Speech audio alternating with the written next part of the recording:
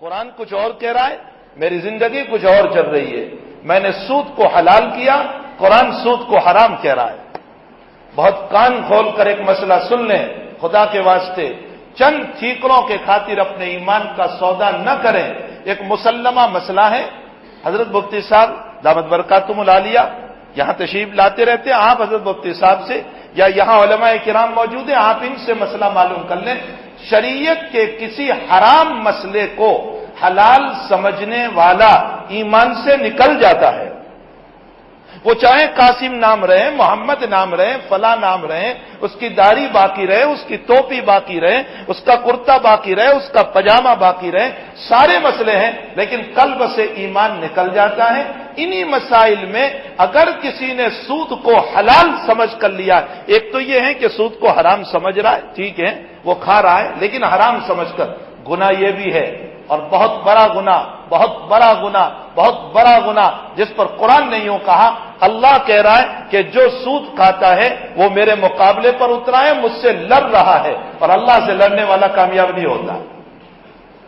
لیکن پھر اس حرام کو حلال سمجھنا، وہ ایمان سے نکل جاتا ہے۔ وہ تجدید ایمان کریں، وہ علماء کی خدمت میں جا کر کے اپنا مسئلہ بیان کریں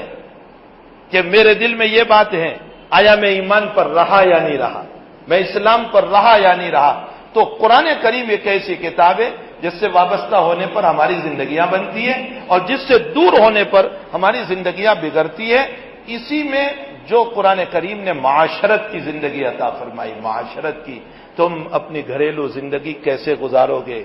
اپنی بیوی کے ساتھ زندگی کیسے گزارو گے، اپنے بچوں کے ساتھ زندگی کیسے گزارو گے۔ یہ اور بات ہے کہ اس وقت امت انتہائی درجہ گناہوں پر اتری ہوئی ہے، لیکن اللہ عمومی عذاب نہیں بھیج رہا ہے، عمومی عذاب نہیں اتر رہا ہے ہم پر، اس لیے کہ وہ اللہ رحیم ہے، رحمان ہے، شفقت کرنے والا ہے، پیار دینے والا ہے۔ وہ اتنی محبت سے کہہ رہا ہے، او میرے بندے، او میرے بندے،